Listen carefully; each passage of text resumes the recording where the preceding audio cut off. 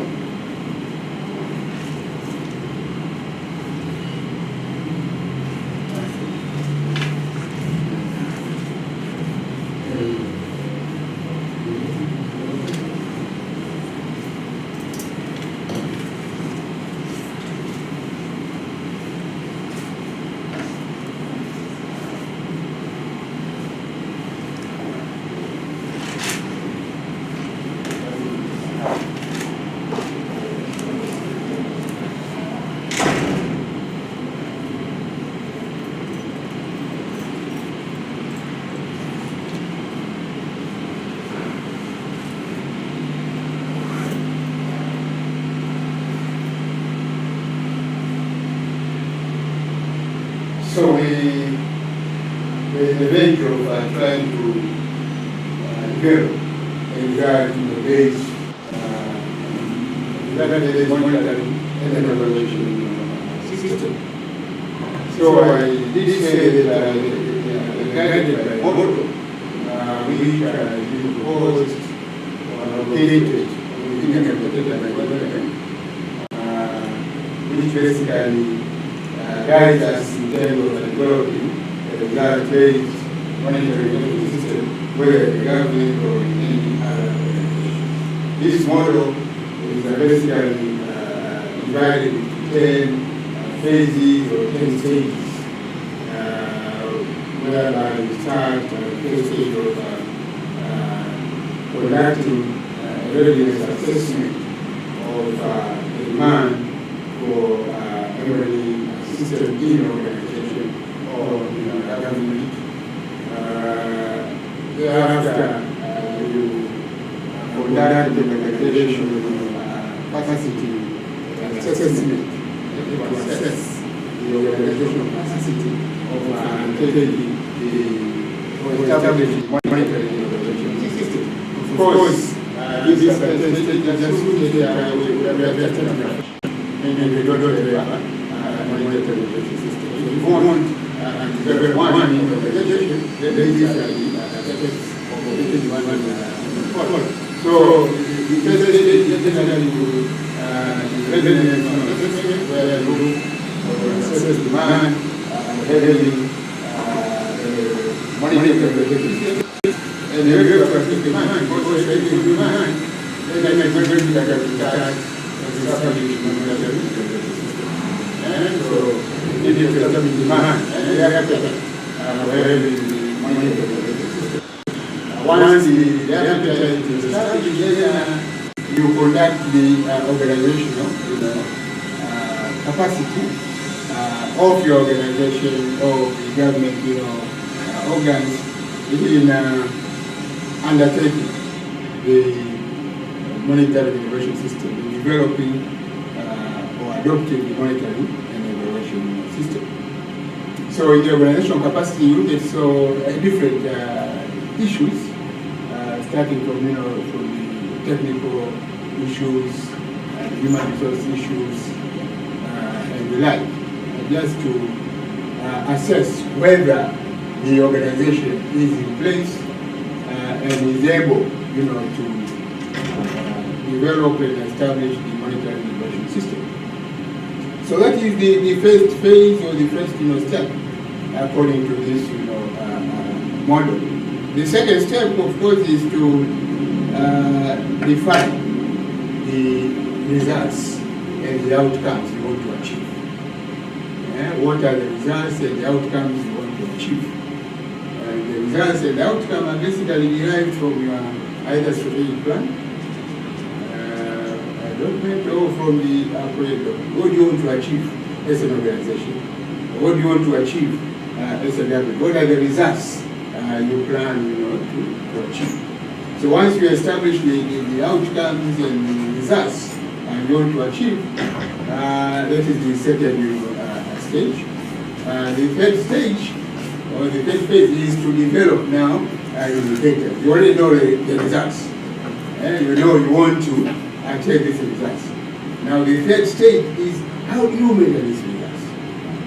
How do you measure these results? So logically you have to prepare indicators. So the third stage basically focuses on developing relevant indicators. Indicators for measuring all the outcomes, all the results which were developed or agreed upon in stage number 2 or in phase 2. So that is, the first stage is developing indicators. We discussed a lot about indicators, and I was almost referring you to other modules which we did on indicators. But another important aspect about indicators is how do you define the indicators, how much indicators should you have for your system. We agree that at least you need at least one indicator for each result or each outcome defined, but you may have more than one indicator for results or outcomes. But we would like to have a limit, the number of indicators to evaluate your situation. Because if you have too many indicators, then you also create another expense of collecting information. So once you have an indicator, you collect information. So I think we also discussed the concept of key performance indicators because these are contemporary way to view the level of indicators.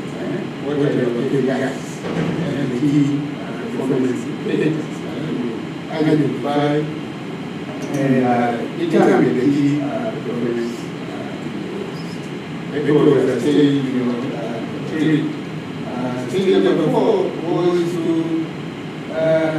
determine the disease. Define the indicator, which is that outcome. Now, how do you know there will be progress? How do you know there is a change in your intervention? So stage number 4 is necessary to determine baseline information for the indicators. So we discussed the different sources of identity and baseline information. And basically, it's a situation analysis of whatever stage number 4. But stage number 5 is as an organization, we have to learn, for performance, high performance. So, we have to develop mechanics for the indicators. So, stage number 5 was just to define mechanics. How do you define mechanics and what are the criteria for defining mechanics, which you want to achieve in the future. And so those are the 5, steps have to finally mechanics. After defining the mechanics, then the performance. And the young stage number 6 was the monitor aspect of the monitoring and evaluation system. And monitoring aspect would be monitor what the type of monitoring and we worked on the density of monitoring, which is the data. It was monitoring, but we didn't monitor. So we discussed yesterday different data collection methods. After discussing different data collection methods, we moved on discussing some of parameters today. We discussed the data collection images for data we discussed yesterday. Where we go different data collection. Now, this is important when examining the system because these are the required tools to enable you to collect data, which will enable you to measure performance of the plant. So we went through these different methods, try to understand these methods, discuss what is the case, disease analysis but today we started on the sampling part. Meaning that when you are collecting information, it will be possible to collect information for the whole population. So if it is not possible to collect information for the whole population, then you have to undertake something called the sample, which represents the population. So there are different ways of determining the sample, but the sample is determined from the population. Must be the population. And from the population, you can determine the sample. So the first aspect in terms of assessment is actually determining what sample size you want. If like a population, maybe 1,000 beneficiaries, and there is not a cost, not reach 1,000 beneficiaries, you try to find a sample, a number, which is representative of the population. Now, in terms of the society, in most cases, we use statistical methods, which help you get several listing of exercise. If you use or determine the exercise, using a meaning that the most scientific method of determining the exercise usually depends on exercise, which represents the population. Once you get the exercise, then it is equivalent to 90% correct. The beneficiaries or the respondents are not you may have a situation where the respondents are actually non-uniform. So the non-uniform then you need to develop the sample frame. And the sample frame is just a combination of the respondents which should form the population. For example, usually every sample frame usually we have maybe 100 beneficiaries in the building. Maybe 10 village chairmen, chairmen of village municipalities, so maybe 10 chairmen.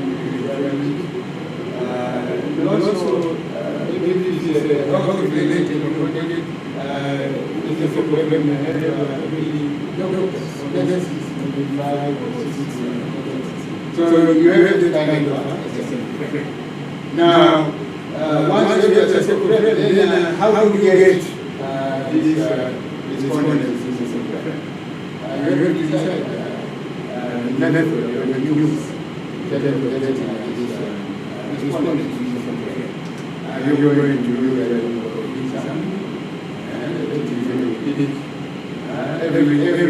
everybody has the chance of being selected, and then use what you call everybody is has the chance of being included. So that you can use different methods of trying to sample, use the rotary kind of method to get the right sample, and then the rest. So give people a chance for each patient to be but you can also use what we call non-approved sampling, where you don't want everybody, the sample, very special groups or special priorities of respondents who will need to be needing sample. So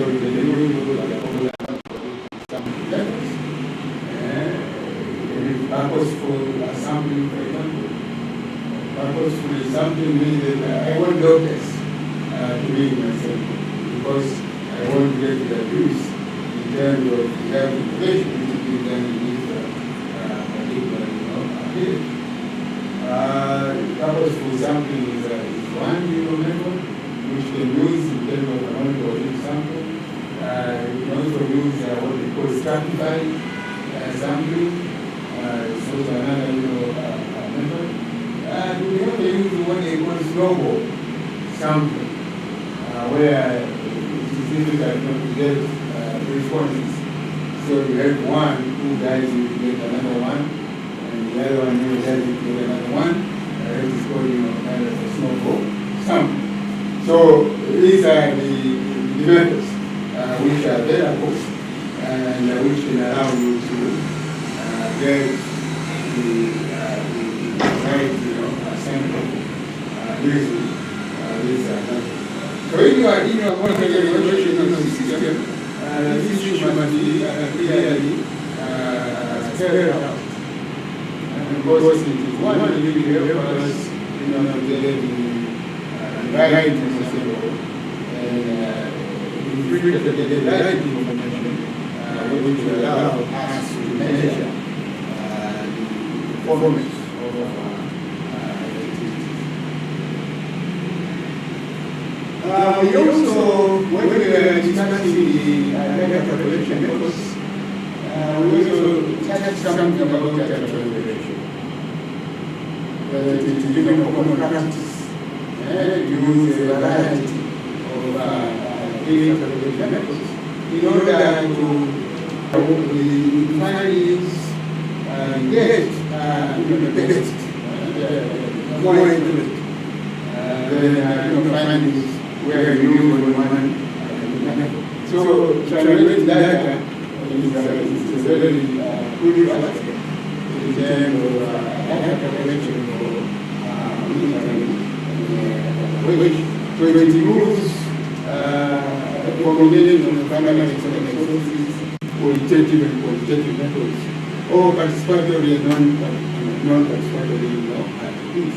You are trying to create a combination, a mix of different techniques of data collection in order to ensure at the end of the day you have findings which are realistic, or findings which represent the average. So, after the evaluation, typically based on taken through three organizations. One is development evaluation, where we compare data that are different from segments. And that is strategy combining different methods. So, we combine the questionnaire and or you compare, you can combine questionnaire for focus group discussions. Each of the methods will take some amendments in each other. But another orientation of evaluation is source evaluation, where you compare information from different key performance. For example, field of officers,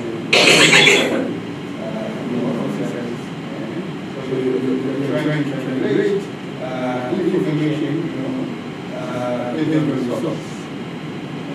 So an agreement, what is the difference between your opinion on the evaluation? Likewise, the field of but you also translate using research evaluation, where you compare information from many different sections in order to assess whether what you are getting is representative of the system. So, in terms of developing the monitoring system, one must keep in mind the concept of transformation. If you not just rely on one method of collection, rather you translate in order to get a more realistic information. This is just a picture. We try to depict the concept of translation. In terms of the data collection methods, the questionnaire is one of the most popular tool which is used in most of the surveys. And there are two types of questionnaires which are used available that are questions. These are structured questions, we are closed, and standardized questions which will possible answers preferences. So, yes, no, how many, when, you are required to answer a particular question. You also questions which are following what you call the linkage thing, trying to give your opinion on a particular aspect that you are really line. So structured questionnaires are very popular, and most businesses use structured questionnaires. Most those which are good. Because if you go for the questionnaire, most cases you need problems or challenges in terms of analysis of the legislature. These structured questionnaires are easy because the answers are uniform. It is easy. You use the statistical software available to analyze structured questionnaires in a very quick form. And also use structured questions. This can be more than super use, especially if you are doing interviews. Sometimes you can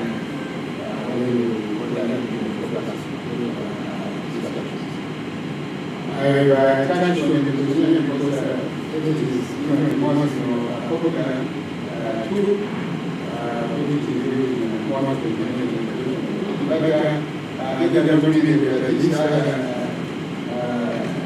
data collection, it's all kind of nature of the organization. It depends on the nature of the project. Those nature of government activities. So each organization will select the data collection which fits the conditions of a particular organization or government entity. Now, this is in terms of data collection, which is again an important ingredient in terms of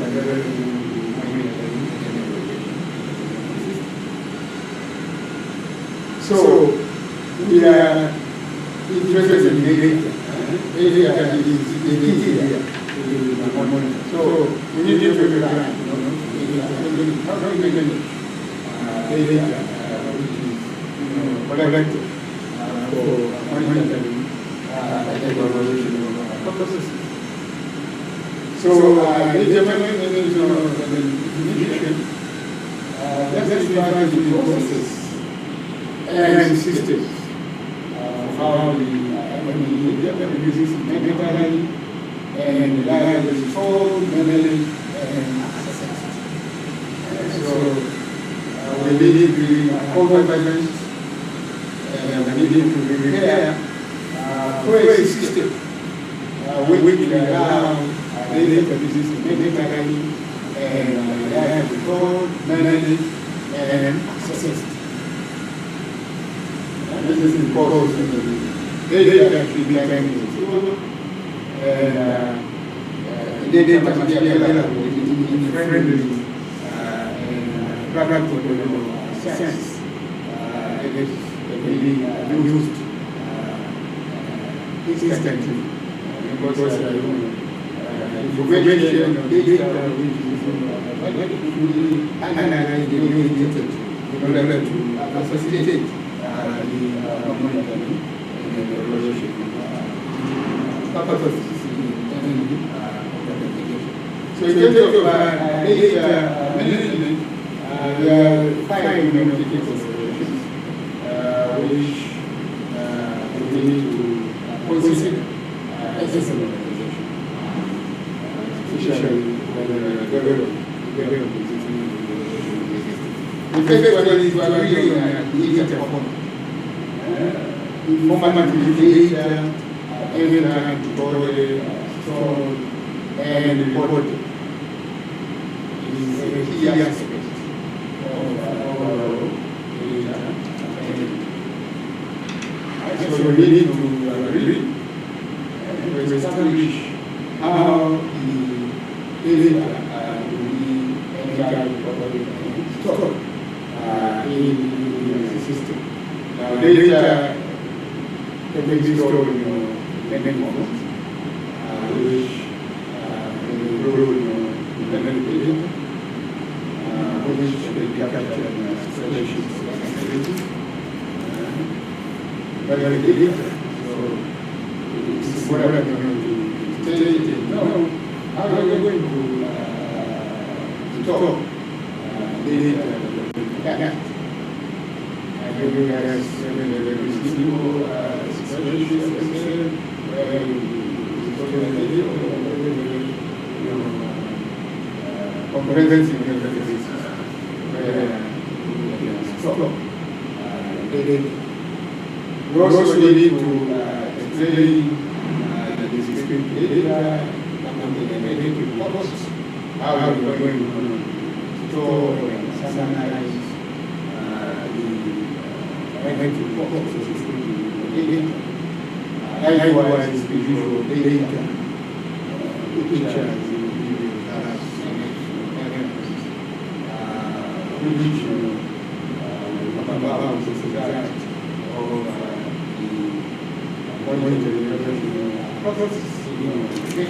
likewise, we are already data, the properties of interviews, how you store this kind of information, so that it will be used for monitoring information that can also be available for other use. Now, the processes. Number two, you need to evaluate another organization of operations. How much or what is the frequency of the data you want to collect? Verifying the organization where the information is right electronically and physically for ease access and use. And are you going to classify your data electronically and collect data and use it for each month or quarter or year?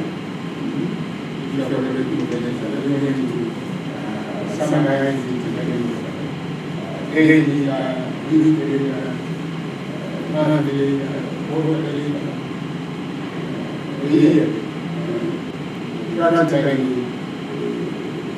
many organizations will come and have monthly, quarterly data, which are collected.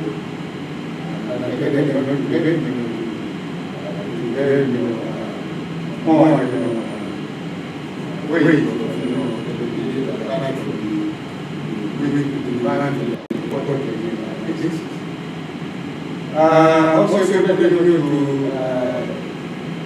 define whether we're going to categorize this data in terms of application. And this is important, especially for organizational data, products, and different entities. So we need certification.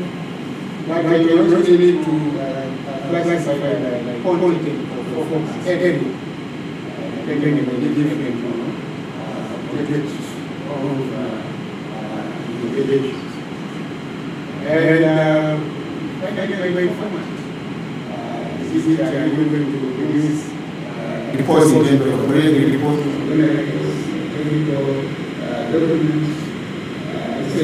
Because the specification of this format will also guide you in terms of the data you need to collect, to treat the format you will agreed to use. The third aspect in terms of the data management is to agree on data access. Data is a very sensitive part in any system. It is not something which can be accessed by everyone. And so you need to agree on data access. So data should be available to intelligent users and secure from unauthorized use. So you need to agree on who is going to access and how that person is going to access that information. So in terms of access, permission is granted and control to access data. You must have a system where permission is granted and control, to access data.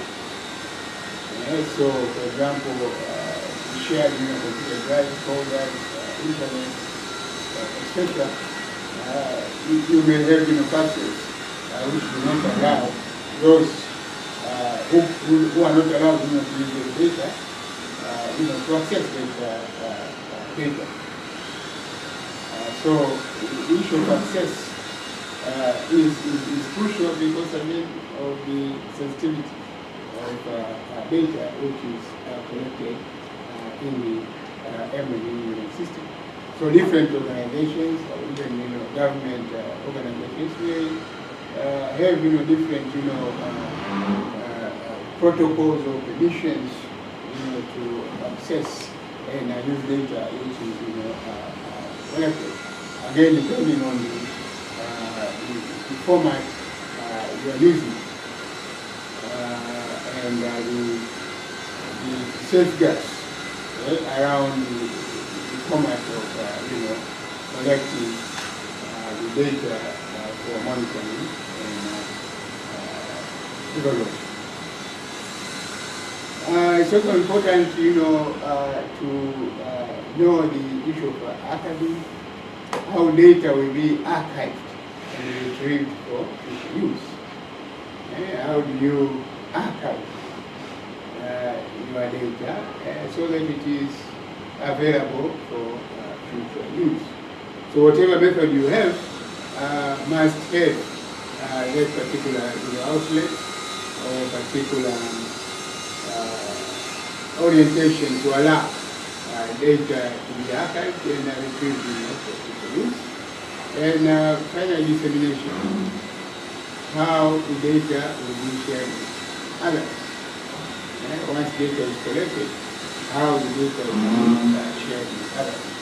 Of course, this will come again when we discuss data analysis and data dissemination at the 8th and 9th stage of developing the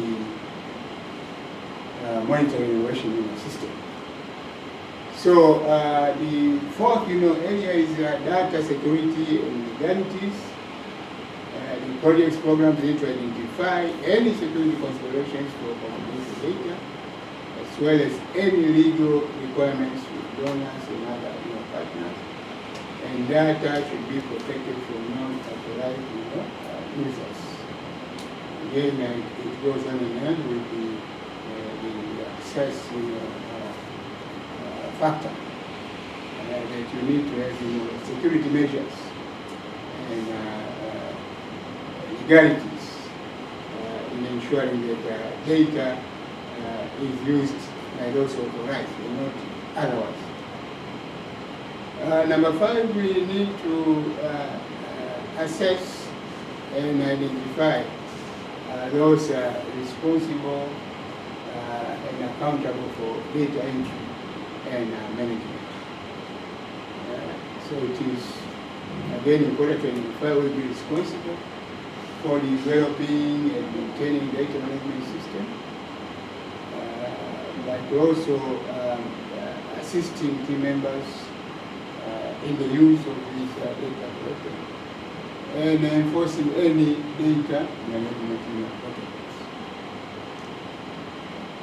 You need to enforce data management protocols.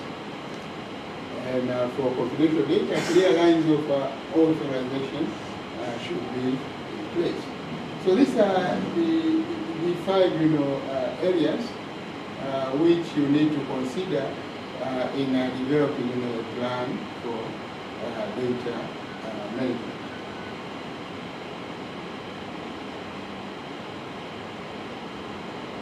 Before we move on to the issue of quality assurance, do you have any questions? Do you want to contribute on the issues we've discussed, just to ensure that we have a common understanding of what we are discussing?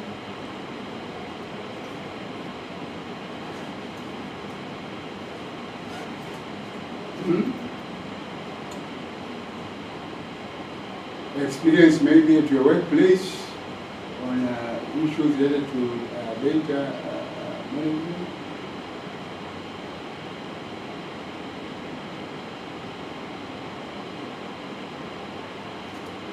No experience, nobody is working in the MLE department. Any experience in terms of the data management?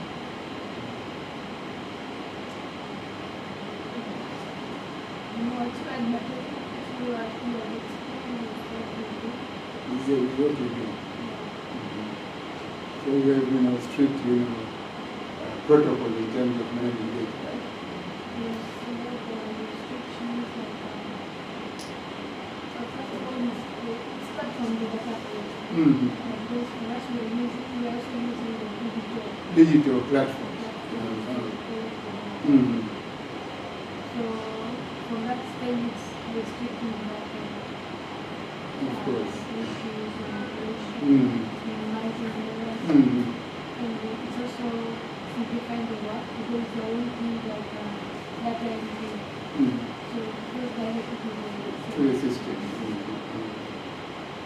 And even when you are asked to pack these database or the data management system, you must have like passwords. Not everybody is accessible. Because it must have we have some restrictions depending on the level of the users. So we have like those who are only entering the data and put onto our website. Like they are only collecting and submitting the data. And then we have another level that they are only reviewing and viewing the data. So the stage of cleaning, in case there is any issue, and we have to communicate back to the database, that's all the officers to verify the relationship. So then we have to talk to our management level, or there's a review level.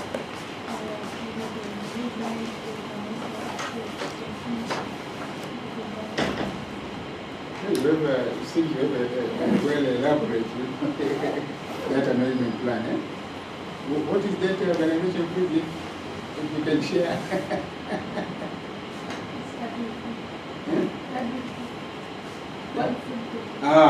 Okay. The World Food Program, of course. World Food Program, these international organizations have, robust monitoring innovation systems. And we have all what we are discussing. Because all the international organizations, they have robust monitoring innovation systems. Monitoring innovation is part and parcel of their culture and the delivery of their services. So it's not strange to have this kind of system in an international institution like FAO, WFP, or UNDP, or World Bank. All those have very not complicated, but very reliable monitoring and evaluation systems. Okay, but apart from the data management plan, data again is a very critical ingredient in any M&E system. So we need to ensure quality assurance of the data which is collected. So the data which we collect must meet several criteria. These are criteria given as validity, reliability, timeliness, precision, and integrity. These are criteria which data collected must meet in order to have information which basically measures our performance. If data collected does not meet these criteria, then we can have information which does not does not measure accurately our performance, or we may have the information which does not help us in terms of tracking performance. So data collected must meet these 5 criteria. Validity, meaning that the data collected must measure what is intended. That is the first criteria. So it must be valid, measuring what is intended. But data collected must also be reliable, reliability. It must have the reliability, meet the reliability criteria. So the data collected using the same methodology gives the same results. So you can repeat it over and over again, you will still get the same results. That is reliability. So reliability is crucial here in terms of describing the data which is used for the M&E system. But the other criterion, which is again important, is timeliness. Timeliness.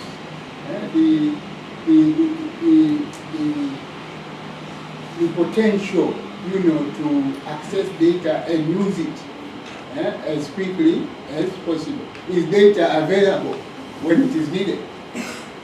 Because there is no point you want to get data on a quarterly basis, but you get data after 6 months. The data may not be very useful. So data must be available when needed. So if you have a system and it requires to have monthly data, then monthly data must be available so as to meet the criterion of timeliness. But data needs to be precise, ability to minimize error due to data collection instruments. And the last one is integrity. Data free of willful or unconscious errors due to manipulation, either by human or machine. Data can be manipulated. If those people dealing with data collection do not have the required integrity, it's possible that the data can be manipulated either by human error or sometimes by machines. So integrity in terms of the data collected is also crucial. And these are important so as to ensure that the data which is collected will help us to measure performance, will help us to give us the necessary feedback in order to make the necessary conditions. If we go into more details of these criteria, the validity aspect is, as we say, we are trying to measure what we intend to measure, and there are a few guiding questions which can ensure that we measure what we intend to measure. To the data being collected and reported emerge the intent of what we want to measure. These are guiding questions in terms of trying to ensure validity. The data collection procedures, and or sources relatively free of bias? Are the people collecting the data qualified and or adequately, experienced in collecting the required data? Are the people collecting the data properly supervised? Or are the people collecting the data adequately, motivated? These questions can help to ensure that you have, valid, data collected, for the energy system.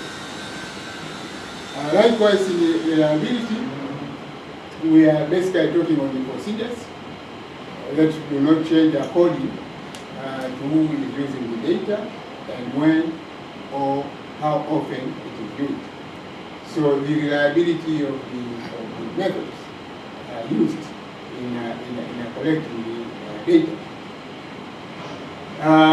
The data are reliable because they are measured and collected consistently. The consistency in fact, the consistency aspect is very crucial in this particular respect.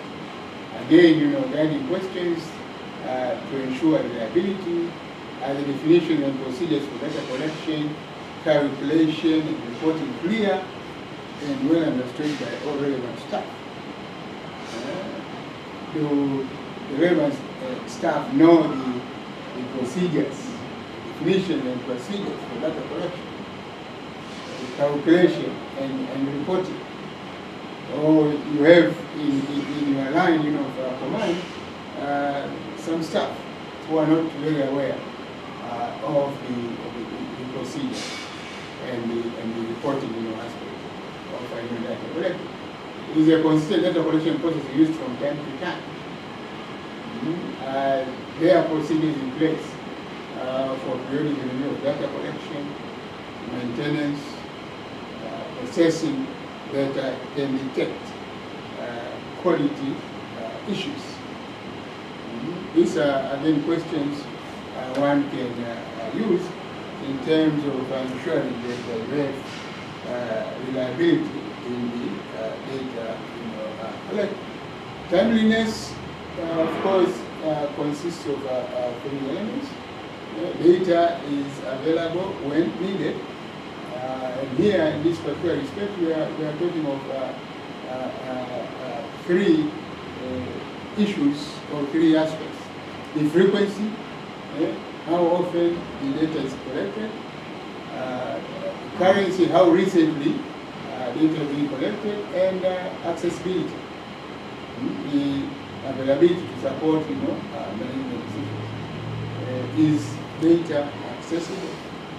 So timeliness, again, is crucial in terms of supporting the M&E system and ensuring that the M&E system actually provides the required services, the required functions of the monitoring evaluation system. So guiding questions include data for a particular indicator reported to a particular user by the methods, the purported performance, and frequency required. Is the format and schedule for reporting appropriate for activity management?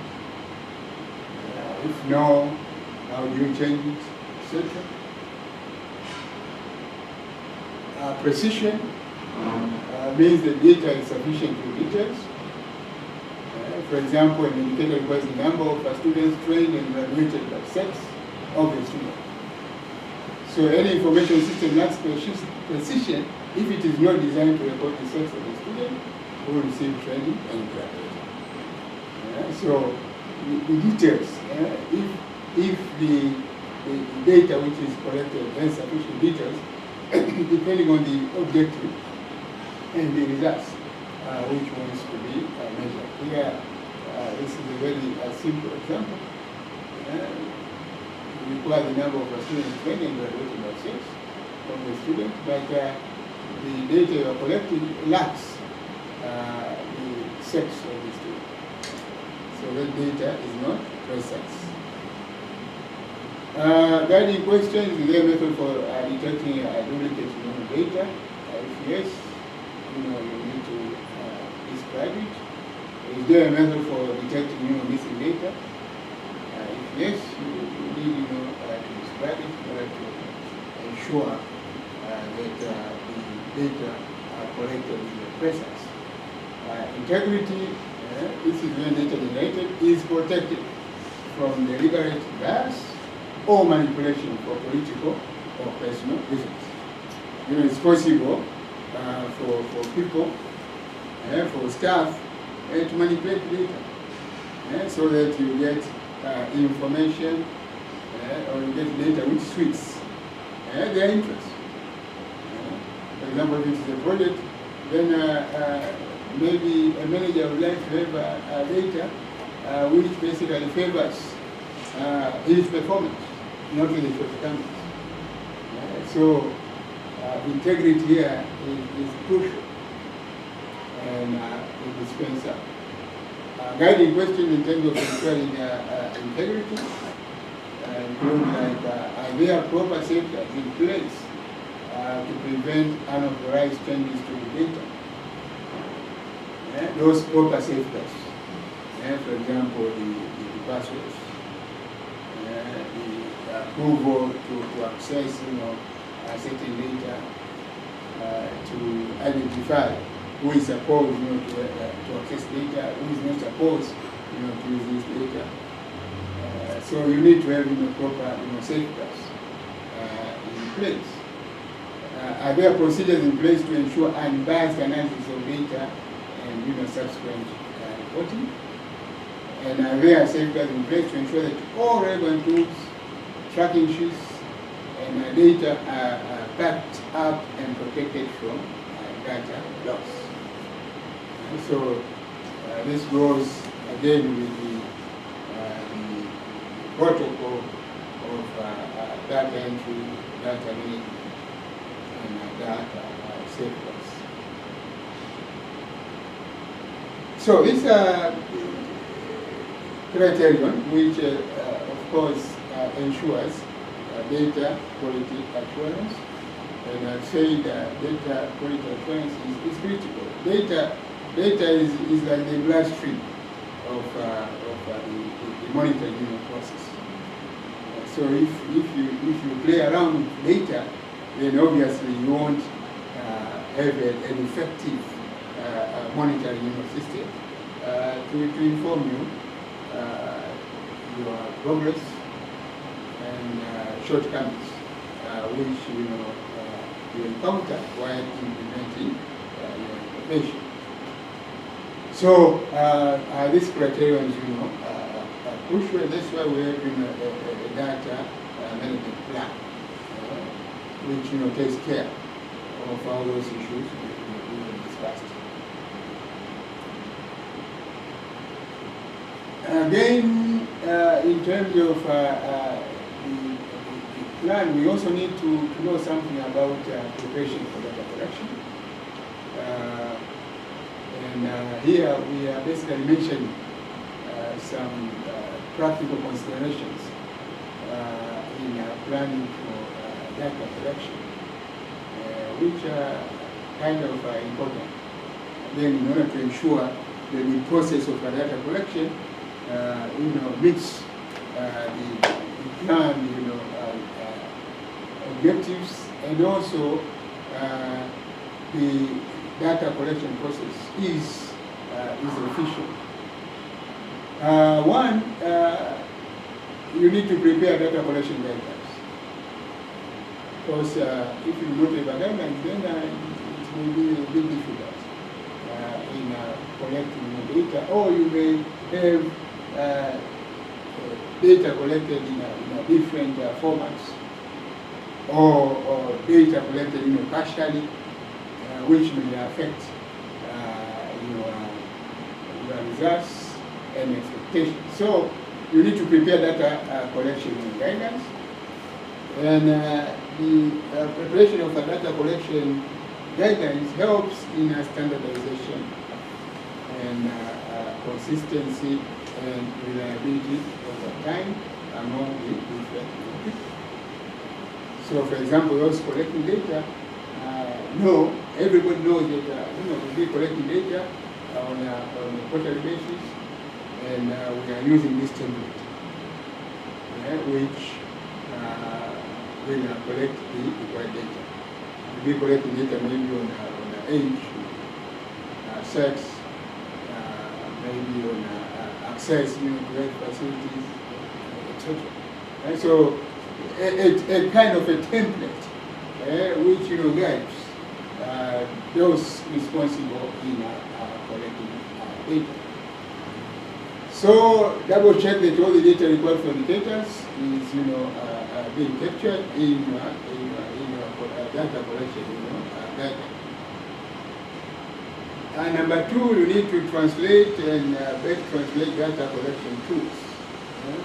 This ensures that the tools are linguistically accurate and culturally compatible.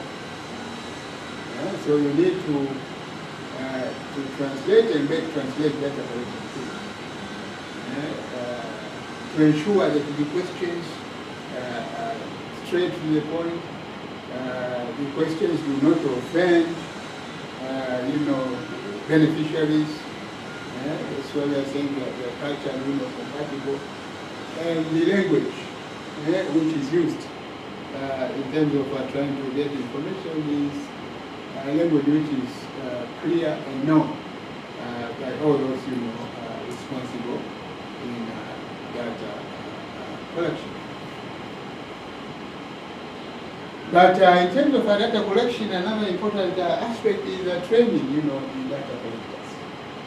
So again, is a very important input or ingredient in ensuring that the data collection, process becomes or is effective. Training data collectors. So this is with an overview of the data collection system, the data collection techniques, tools, ethics, culturally appropriate, interpersonal communication skills, and practical experience in collecting data. You need to train them. For example, if you are going to collect data, for example, monitoring data in a project which involves children, you must have the basis of how you deal with the children. So the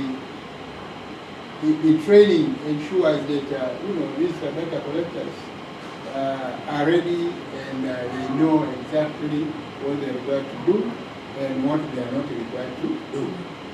And so the data collection, training would include, the data collection system, data collection techniques, the tools. If you have questionnaires, you go through the questionnaire, and so that the collectors internalize, the questionnaire. If you have other research tools like focus group discussions, you go through the guide for the focus group discussions, so that they understand their role in the focus group discussions and what they really want to do. How are they going to summarize the information from the focus group discussion, etc. The ethics I've mentioned.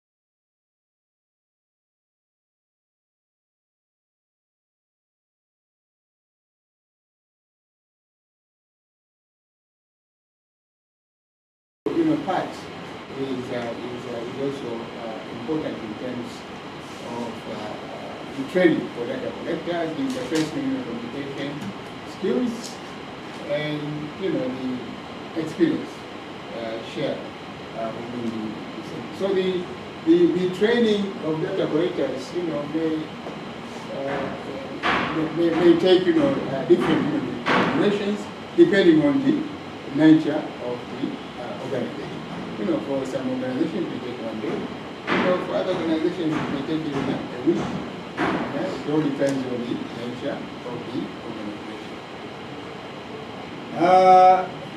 It's also important to address ethical concerns, identify and respond to any concerns expressed by the target populations, ensure that the necessary solution or coordination is being obtained from local authorities, the local customs and other clothing are respected, and that confidentiality and voluntary participation are maintained. This is common in every research we undertake. The ethical aspects of research must be adhered to. The consent, the consent aspects must also be adhered to. Permission to undertake research in certain areas, must be obtained. Either if you are going to districts, you must get maybe permission from the chief executive officer of the local government. Or if you are going into other areas, you need research approval from this research organization which is this place here. COSTECH. COSTECH. If you are doing research, then you need approval from COSTECH. So that is another issue you have to undertake when preparing for collection. But another important aspect in terms of preparing for data collection is to pre-test the data collection tools. Pre-testing. Of course, pre-testing can be done after you train the data collected. But pre-testing is important because this helps to detect problematic questions or techniques and verify collection time and identify potential ethics issues and build the competence of data collectors. So you need to pre-test your data collection tools. So these are issues which are important and guide you in terms of data collection, so that you collect data which are required and which will help to track performance in your M&E system. Data analysis plan, we have to agree on a data analysis. A plan for data analysis is summarized in the indicator matrix. So it needs further elaboration about the purpose of the analysis, time frame, methods, allocation and responsibilities, and we shall focus more on the data analysis in the stage number 9, stage number 8, where we record the findings. But you need to know how you're going to analyze your data, because you collect a lot of data and in different formats. But once you have this data, how do you analyze it? So the data analysis is integrally linked to the data reporting and dissemination, and the following key steps should be taken when applying for data analysis. Because there are issues which you must consider. For example, agree on the purpose of data analysis. What do you want the data to address? So you have to agree on the purpose of data analysis. That is, an issue you have to consider in terms of data analysis plan. You have to agree on the frequency of data analysis. How many times are you going to analyze the time frame for data analysis and the reporting should be realistic for its use. Are you going to be analyzing data on a quarterly basis, on a yearly basis, on a monthly basis, etc.? But I will be responsible for data analysis. Who will be responsible for data analysis? Is it the internal, staff who will be responsible for data analysis, or is it the external, consultants? This depends on the organization. So who is responsible, and when this, staff will be analysis. And finally, the fourth part is the process for data analysis. How do you process data analysis? That is data preparation and data analysis in order to get your findings and conclusions. So this brings up to the wrapping of this aspect of monitoring in the monitoring and evaluation system. So finally, when we talk of a monitoring system, we kept aside evaluation for a moment, just monitoring. So every monitoring system needs ownership. Ownership is to come from those at every level of the system, and demand for performance information at each level needs to be identified. Meaning that if you are to have a monitoring system which is viable, which is efficient, then the concept of ownership is critical. If there is no ownership, then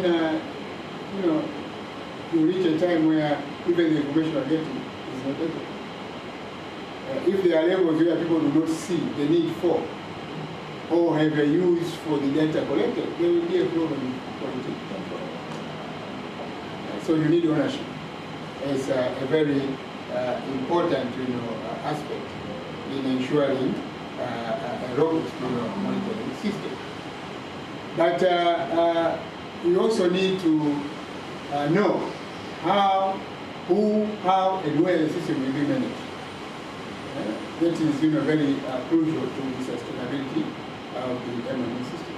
And this actually brings us to the question of do we need a monitoring innovation unit? And where should the monitoring innovation unit be placed?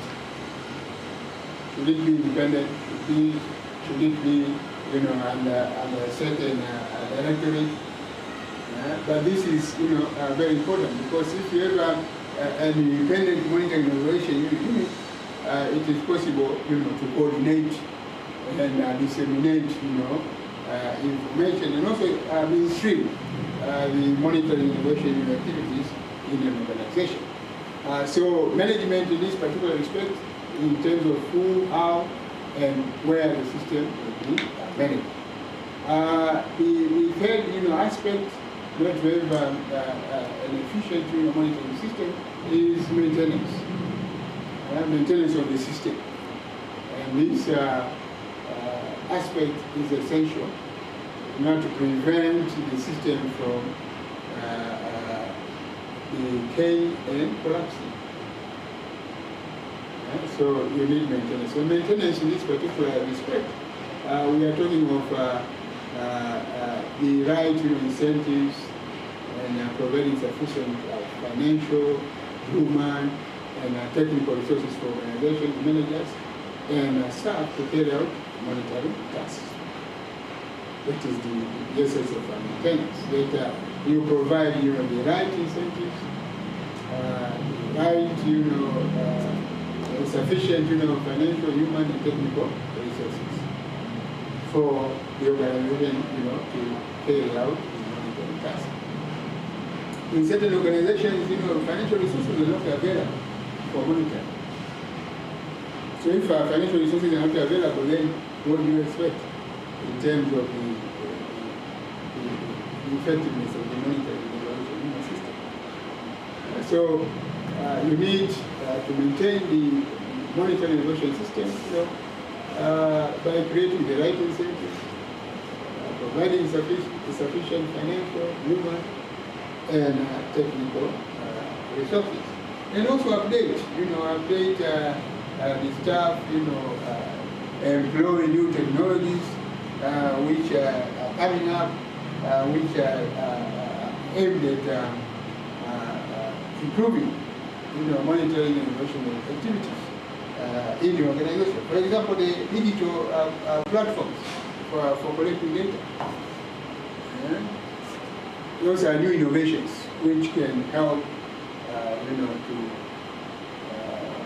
to streamline and actually increase the efficiency of monitoring and innovation in an organization.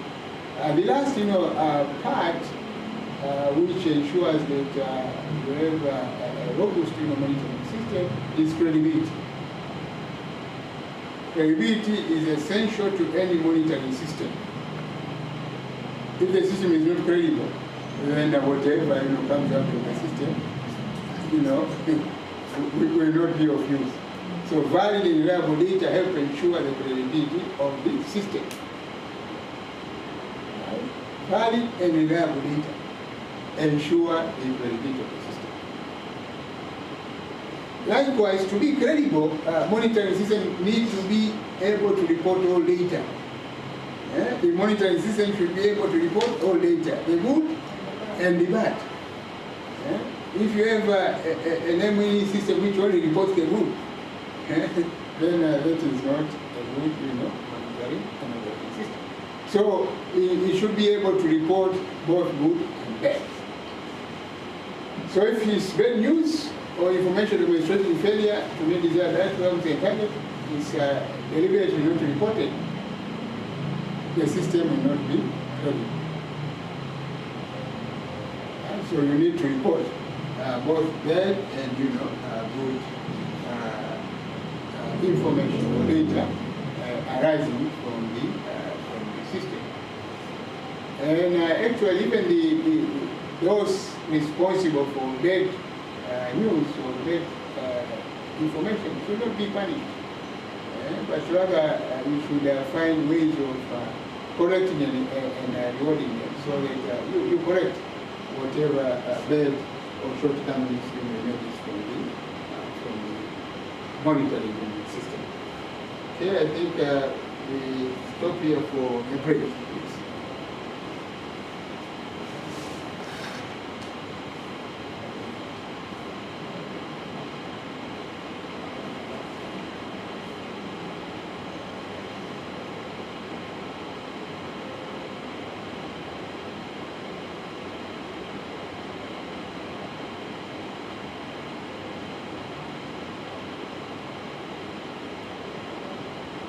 Okay.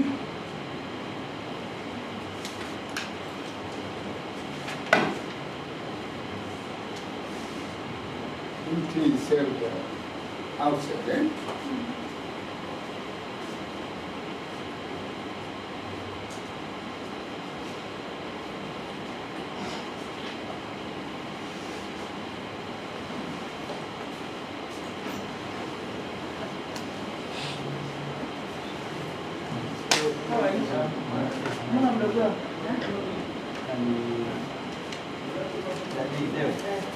Amesema wiki anataka consistency. Bora haja hawa amechelewa. Florida. Mambo. Bora haja amechelewa lakini afiki.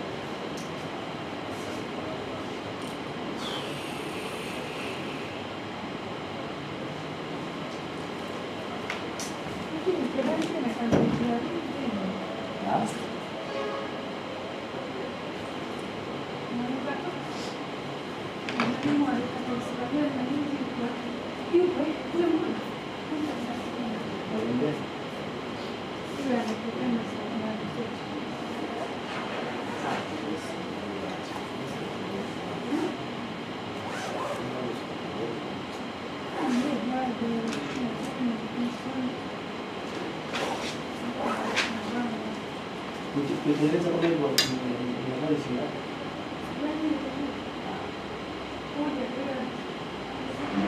Hata taifa.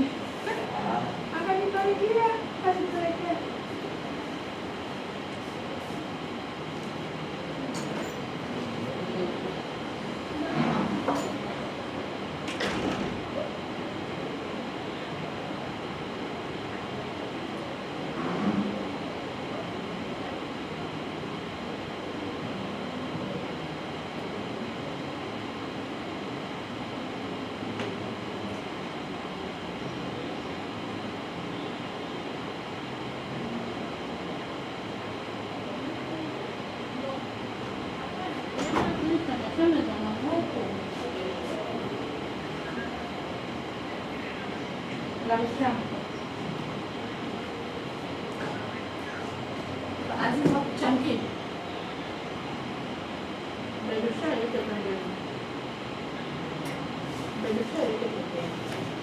Kuna huku la mchambo kama yeye anauliza utakiwa umwambie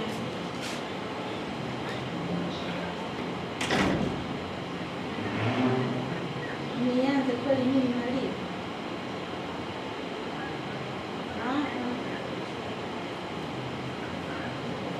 Kwa sababu mimi nimekwambia waambie marafiki zako wengine Aziza ulimpesa.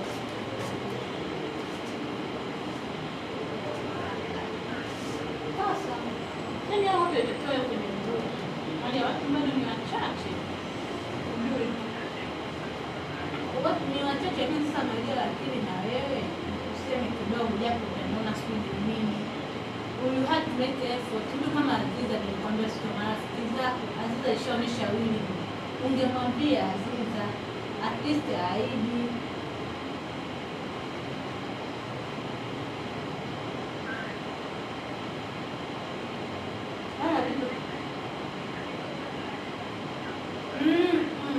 Kalau alidadanganya leo kata.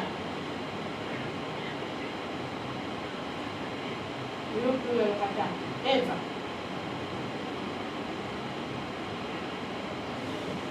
Sasa mtu kama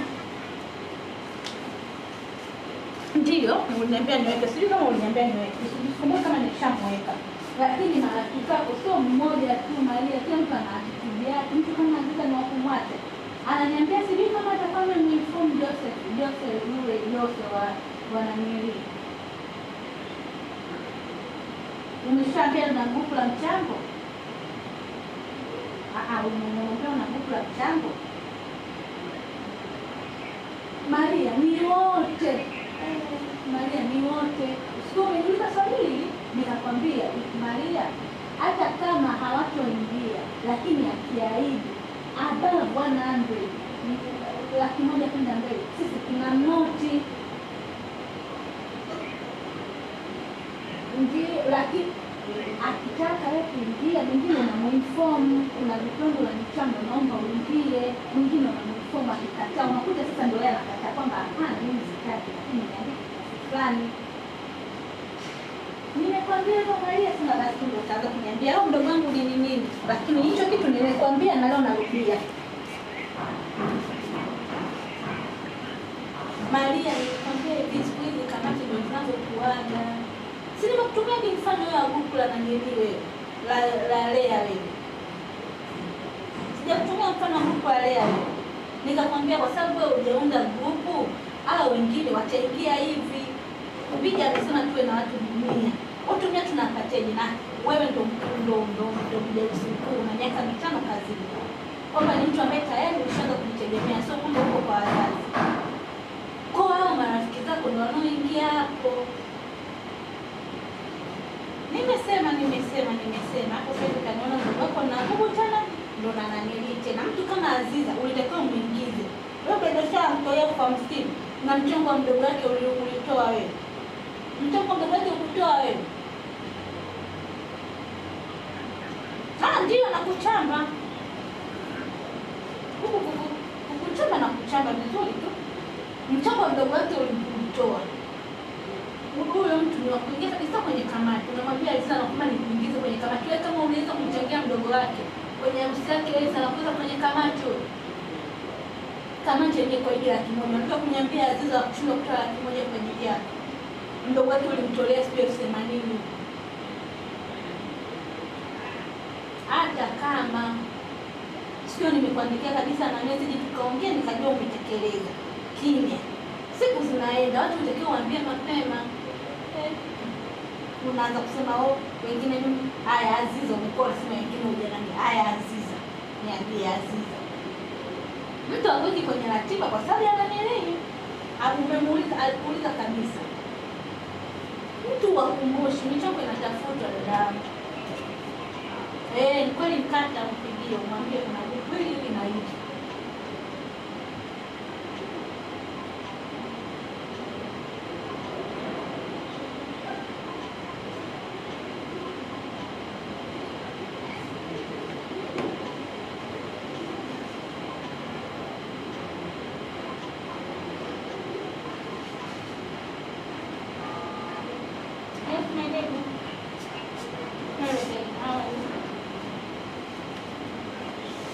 Yes. We are now break for 5 minutes.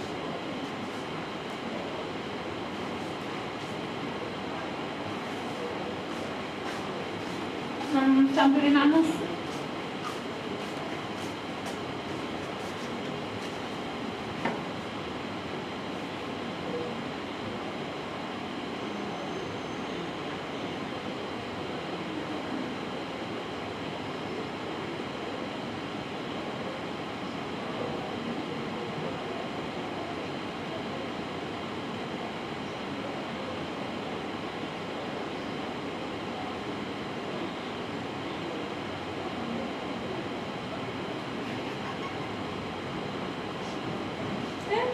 Kumbe umesikia?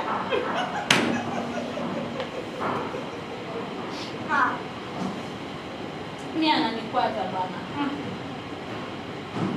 Kumbe nilipokea.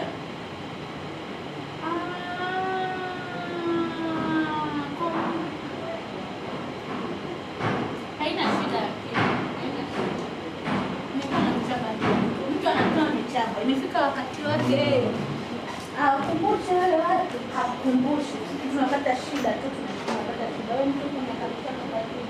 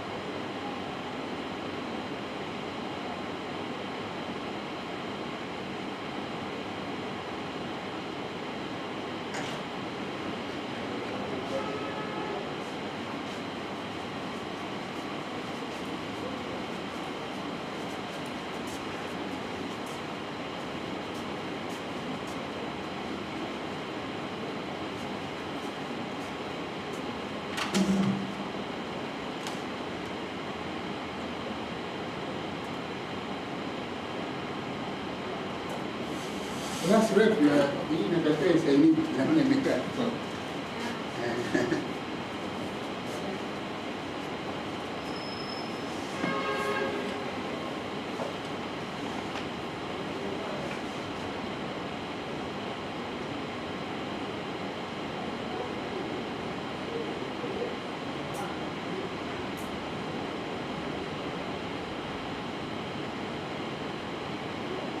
Alafu diwe na group email au inakuwaje? Kama nataka kuwatumia material slides na assignment kama nataka kuwawekea huko. The way tunavyofanyaga, unashare kwangu then mimi na distribute. Kwa hiyo ndio kalipa email yako. Yeah. Okay. Basi nitaiomba hiyo email. Sasa hivi. Hata ukipa sio mbaya.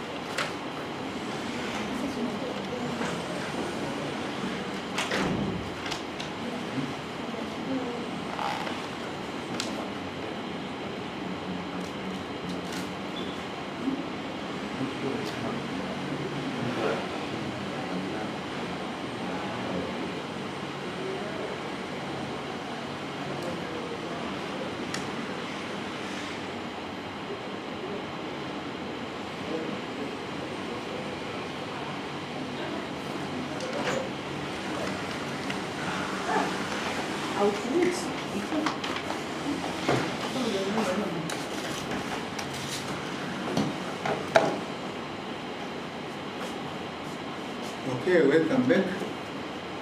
We have another half an hour to discuss the issue of evaluation. So we are now moving on to the seventh stage, or the seventh phase. And this phase basically looks at the role of evaluation in the monitoring and evaluation system. Because the 6th stage, we concentrated on monitoring, activities, the essence of monitoring in the M&E system. Now we are going a step further by trying to assess the role of evaluation in the monitoring and evaluation system. So we know that the monitoring system, which is designed in the M&E system, is designed to provide information which allows us to track performance of our programs, projects, and the rest. It also shows the shortcomings which may arise through the implementation of the project or policy. But monitoring data has limitations in terms of what we want to achieve, in terms of what we want to address. If you want to address the relevance, the effectiveness, the efficiency of your interventions, it is not easy to do that kind of assessment using just monitoring data. So we're saying that monitoring data cannot address the strength and the weaknesses in the design of the interventions. This brings us to the question of the difference between monitoring and evaluation. I assume when we are discussing, when we are being introduced to the subject of monitoring and evaluation, you went through the differences. That monitoring addresses a certain focus, and evaluation also addresses a certain focus. But these two concepts are different, but they are only complementary. Right? So if we can refresh our minds, what are the differences in terms of monitoring and evaluation before we look at how we can incorporate evaluation in our M&E system? Just to refresh our minds. If you still remember. I hope you remember. Yes.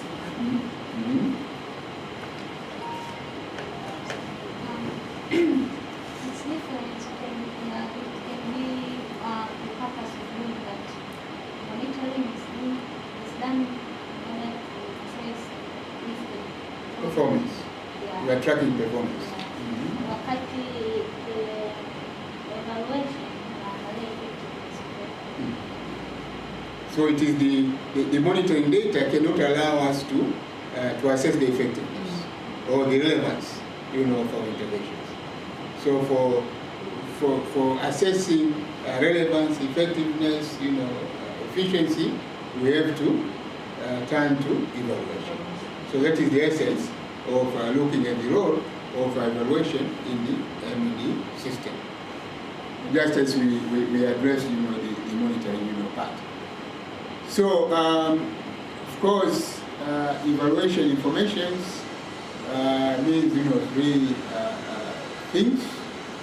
One is the strategy. You are seeking evaluation information in order to assess whether we are doing the right thing. Whether we are doing the right thing. So, you are basically assessing the rationale, the justification of what you are doing. Are you meeting the goals and objectives set? Is the goal or objective relevant to the current situation? And so you are trying basically to assess whether you are doing the right things. And so that is, evaluation. And that is the first information which is generated from evaluating, projects, programs, or policies. But you're also trying to focus on whether we are doing things right, but looking at the effectiveness in achieving expected outcomes? Are you effective in achieving whatever you plan to achieve? Are you efficient in optimizing resources in order to attain the required objectives or goals? Are your clients being satisfied? Do you deliver services in the most productive way, in the most efficient way? So in terms of operation, you are looking at whether you are doing things right, and this generates information required for evaluation. But the third area is learning, whether there are better ways of doing it. This again emanates from the evaluation process. Do we have alternatives of doing whatever we are doing? What are the best practices of what we are doing? What are the lessons learned? What lessons are being learned from whatever we are doing? So this is information which is generated from evaluation and which is relevant for the M&E system. In terms of efficiency, we are basically trying to see whether the interventions are done at the most reasonable cost. If we use the economist terminology, at the most minimum cost. So we are investigating whether the intervention that generated value for money in pursuit for planned outputs. In terms of effectiveness, we are looking at whether the outputs and purposes have been achieved. If we achieved what we planned to do, are the actions taken appropriate to produce the desired impact? Was the intervention logic well designed, and feasible? So we are interested in looking at the effectiveness of our intervention, because this effectiveness will answer, questions whether we are achieving what we had intended to achieve. But we are also interested in the impact. And this responds to the question, what has changed as a result of the intervention? For example, if you consider health intervention in a remote village in Dar, what is the impact of a health intervention in a remote village in Dar? What is the impact? What change does this intervention bring about in this remote village as a result of the health intervention facility? But evaluation also looks at sustainability. And sustainability refers to the potential continuation of the benefits after the project or program is completed. There are lasting benefits after the intervention is completed. Any project, program, or any intervention must be sustainable.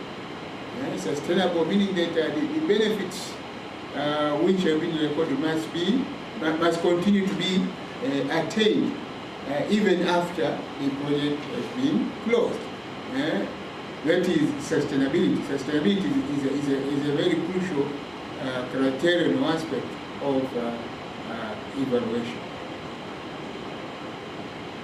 Now, there are different types of evaluation. Again, in this particular respect, it will be like refreshing our minds, because I'm sure you have gone through the different types of evaluation. But when you create your monitoring evaluation system, it is important that you state which kind of evaluation are you going to undertake, which methodologies are you going to use to undertake the planned evaluation, and how are you going to do it? Is it going to be done informally? Is it, internally? Is it going to be done by consultants, etc.? These issues need to be addressed in the monitoring evaluation system.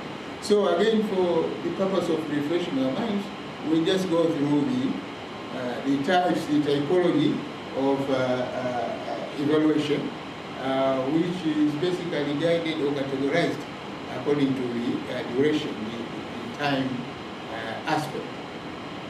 So the first category of typology is the ex-ante evaluation, and this is carried out during the preparatory phases of the project cycle. And the purpose of the ex-ante evaluation is basically to reveal what we call the situational analysis. Sometimes also we use the concept of the baseline information. And you are trying to get the baseline, the situational analysis of your project or your program. That is, a sort of evaluation. So you evaluate, the situation to know the facts, what is on the ground before you embark on any intervention or any, project or any policy. So the first, category of evaluation is the ex-ante evaluation, normally also called the baseline, studies, which form the ex-ante evaluation. The second typology of evaluation is the what we call the formative. The best word which is used is the formative evaluation, or you can also use the term ongoing evaluation.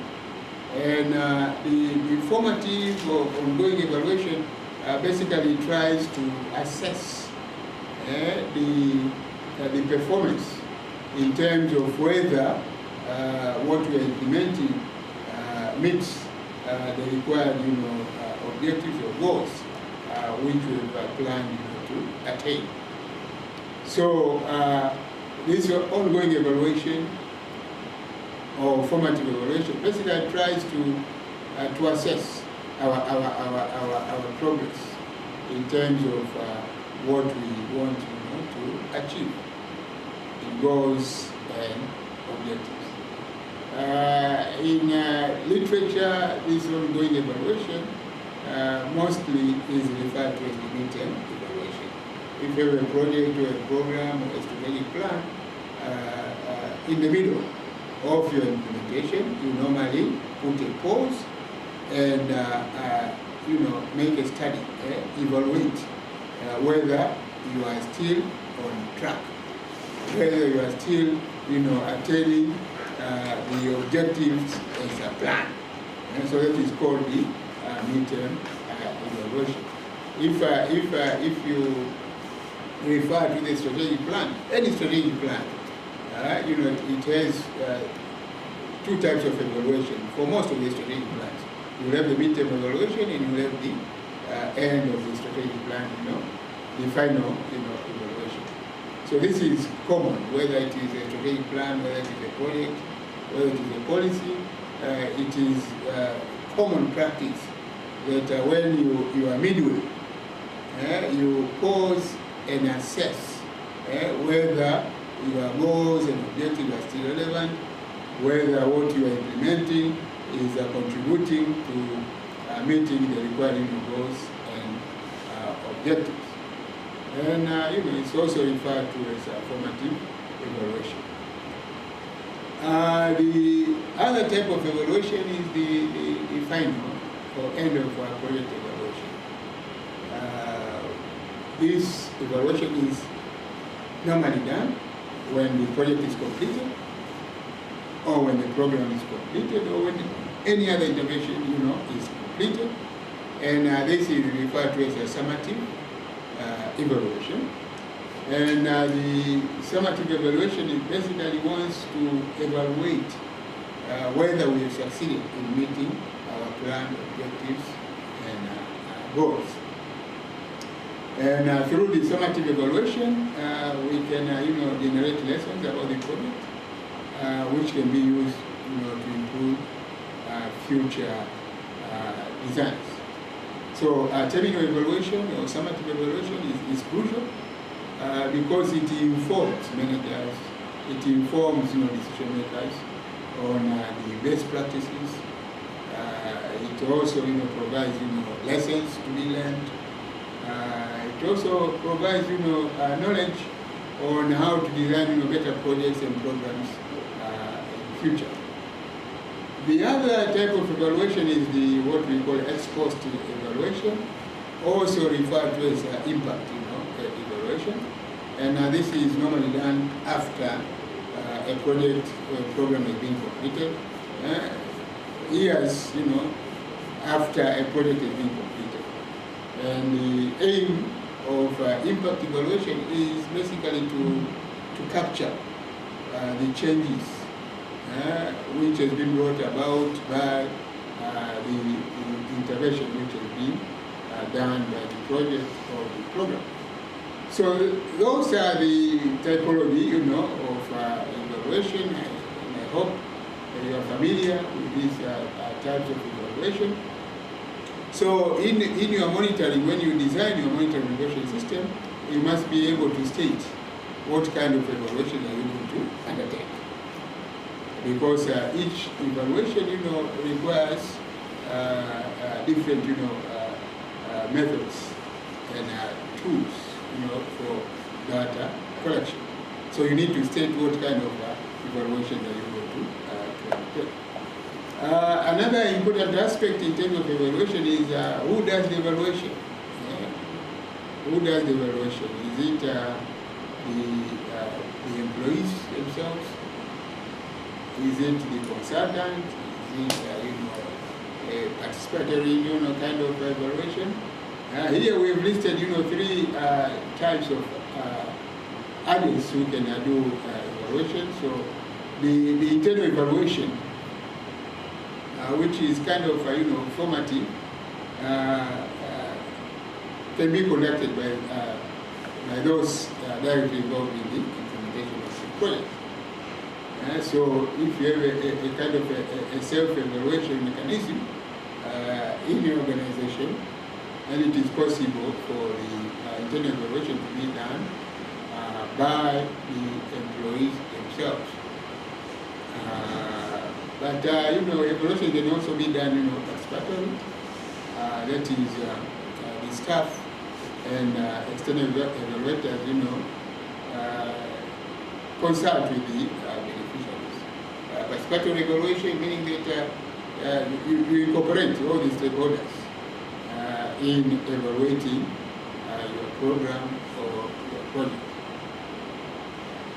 But if you want to conduct mainly the midterm and the final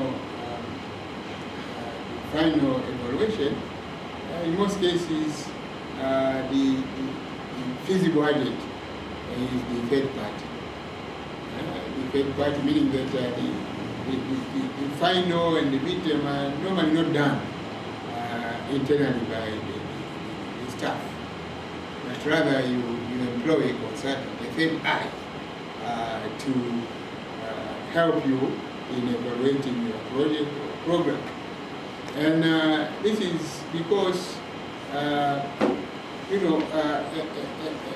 an employee trying to self-evaluate the organization is a kind of a conflict of interest. You may not get the right assessment. So you need to employ a third eye, somebody outside the organization to conduct the evaluation. So in practice, most evaluations, especially summative, the impact evaluation, and the midterm evaluation, they are done by consultants. Even the baseline, evaluation, ex-ante evaluation can also be done by consultants, but in most cases, it can be done internally by the available staff. So the bottom line here is that for summative and midterm evaluation, you need to employ, consultants in conducting the evaluation, exercise. And this is because we want evaluations which are practical, which are fair, and which basically show us our progress, the shortcomings of the implementation of our programs. So there are certain characteristics of quality in evaluation. For evaluation to be of quality, there are certain characteristics which must be adhered. One is impartiality. That you need to be impartial in conducting evaluation. So the evaluation information should be free of political or other bias and deliberate, distortions. So the information, should be realistic, and that's why you need to employ a third party in order to assist you in evaluating your program or your product because of the impartiality aspect. That's a characteristic of a good evaluation. The second, aspect is the usefulness. The evaluation information needs to be relevant, timely, and written in an understandable, form. So there's no point of, commissioning a consultant, to do an evaluation, and then the report which is written is rubbish. I'm sorry to use the word rubbish, but the report does not address or give you the reality of the organization. This has happened so many times in many organizations. They employ a consultant, and the report which is written, does not meet the required standards. So usefulness is quite important as a characteristic of quality, evaluation. The other characteristic is, the technical adequacy. The information which is generated through the evaluation exercise needs to meet relevant, technical standards. Relevant technical standards meaning that the appropriate design, the methodology which is being used, the sampling, procedures, whether they're the right, procedures, accurate wording of questionnaires and interview guides, appropriate, statistical content analysis, and the overall analysis of the data which is collected. So the technical adequacy is also crucial, and this technical adequacy is basically driven by the organization. Because when you employ a consultant, you basically employ a consultant guided by what we call the terms of reference.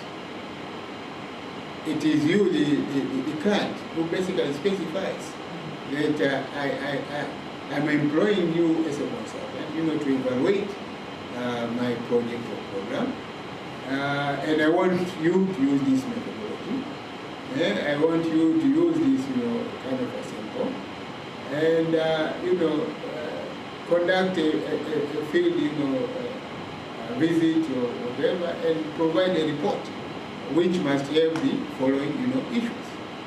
So you really guide the consultant in terms of what the consultant is supposed to do, so that you get a report which meets the technical adequacy.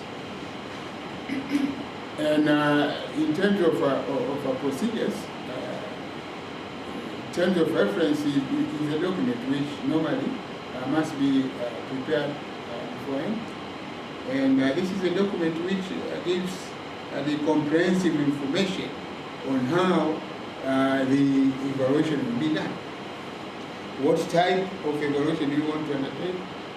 What methodology do you propose, for a consultant to use in order to undertake that particular evaluation? You also propose the qualifications of the consultant. You want a consultant of this qualification, to do this particular evaluation. You also, in the terms of reference, you also give the objectives of the evaluation. Objectives, methodology, give the qualifications of the consultant, and you also indicated the deliverables, what you expect, the consultant to deliver in terms of the bid, the proposal for bidding. If the consultant is selected, then you expect to have an inception report. An inception report, which is a report from the consultant showing how the consultant will undertake the evaluation exercise. So once you receive the inception report and you agree on the inception report, then the consultant will go into the field and collect data and start the analysis. But most important is deliverables. What deliverables do you want? In most cases, it is the inception report. It is the first draft of the report. The first draft, which will be disseminated, and then you get the final draft as the deliverables. So technical adequacy is clearly very important. But another important aspect of quality evaluation is the stakeholder involvement. There should be adequate assurance that the relevant stakeholders are being consulted and involved in the evaluation effort. You need to involve stakeholders. Likewise, feedback and dissemination, sharing information in an appropriate, targeted and timely fashion is a frequent distinguishing characteristics of evaluation, and the feedback and dissemination arising from the evaluation exercise. The last characteristic is value for money. That spend what is needed to gain the information desired, but not more. You can gather expensive data that will not be used, that results into just incurring losses for no good reason. So you need to conduct an evaluation exercise, but adhering to value for money. Those are the characteristics of evaluation, quality, evaluation. So in a summary, the M&E system must be able, to provide evaluation information, which will be used, to assess the effectiveness of your program or your bid. So this means that the system must be able to define what you are going to evaluate. The system must be able to define the methodology you are going to use in doing the various evaluation, planned for. The system must be able to explain how you are going to use consultants, for undertaking the evaluations, where you are going to use consultants, where you are going to use internal staff for doing evaluations, and what kind of reports you expect to get, and how the reports will be disseminated, to help management and other stakeholders on how to improve the performance of their programs or objectives. So this is the E part in the monitoring and evaluation system, and that is the seventh stage according to our model. That we have discussed monitoring, how we are going to undertake monitoring, but the seventh stage is the evaluation part of the monitoring and evaluation system. So we stop here for today, and tomorrow we shall continue with the eighth stage, ninth, and probably the 10th stage. The 8th stage is where we discuss the findings, how we develop the findings, and the 9th stage is how you disseminate, how you utilize the findings from the monitoring and evaluation system. And the last stage number 10, is how do you sustain the monitoring and evaluation system. If you have developed, the monitoring and evaluation system, how do you sustain the monitoring and evaluation system so that it continues to provide you with the required information for monitoring and evaluation? Okay, any questions or comments or additions? What we have discussed so far?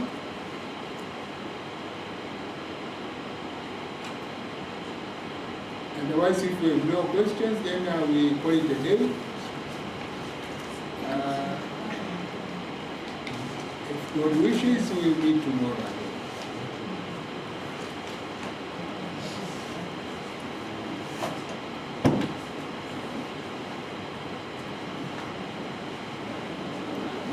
Bye-bye for those students online, although I cannot see you.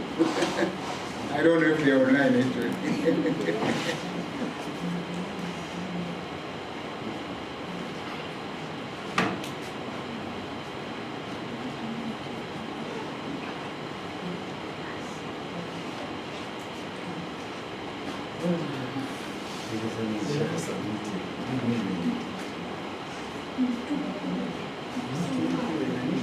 So I think for the COVID, I'll just stick to individual assignment and maybe group.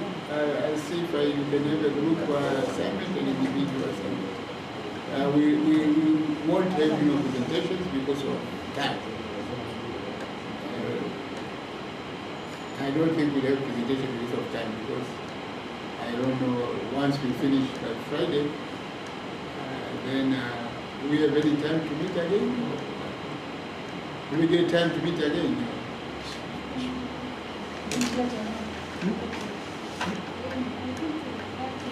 Option of having an individual assignment and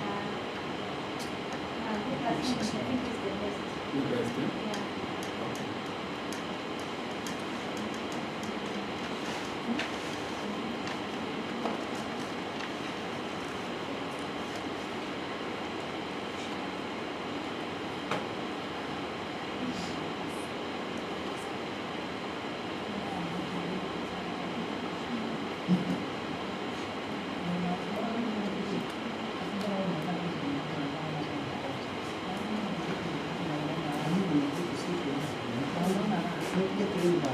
Na hizo groups mnakuwa tonge.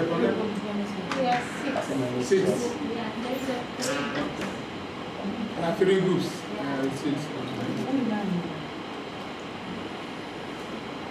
Sawa, nadhani tutatengeneza group question na individual question. Kwa sababu kama unasema ni 60 marks. 60 marks is a lot. Huwezi judge kwa one assignment. Assignment mbili. Na nadhani ni hivyo.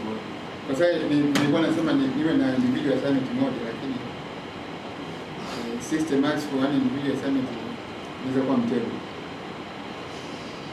Kwa mfano kufanya vizuri. Kama kufanya vizuri usimaliwe. Group na individual. Kama kufanya vizuri individual, labda group itakuwa kufanya vizuri, kwa hiyo ina balance. Hiyo ya one individual assignment ni kama una put all your eggs in one basket. Kwa hiyo utapiga teke tu mayai yako yote na kulia. Hata sawa, fanya individual na group. Nadhani that's a better approach.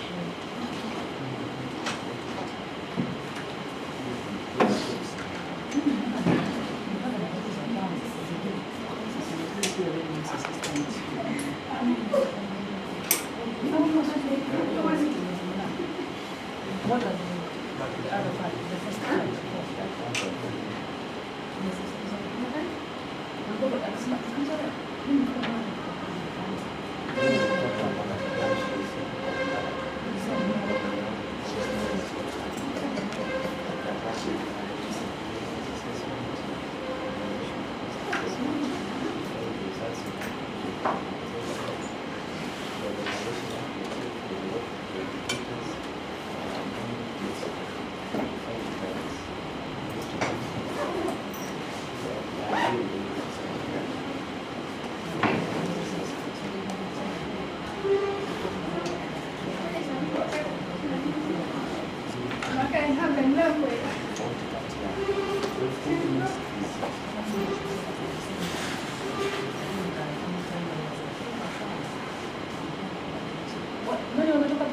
Wapi kwani? Yeah. Don't you want it? Hebu. Mm. Hao kutoka zile ya chini. Zile za kwanza zilikuwa more of establishing any new system na kupima performance. Ambayo ilikuwa ya establish zile planning na performance. Kama hii organization sasa kwa hii system ikae as a system implementation na kufanya nini kwa kikundi na nini. Lakini sasa ni practical unataka kufanya nini in evaluation. What are these? Sasa hiyo msielewe vizuri ni nimefresh tu kidogo. Nimefika hapa nimeisikiliza nikawa bado na mama. Kati ya nini na nini? Anauliza tofauti ya zile 12 component hizo kama last na hizi ya. Za nani za? What the difference? Exactly.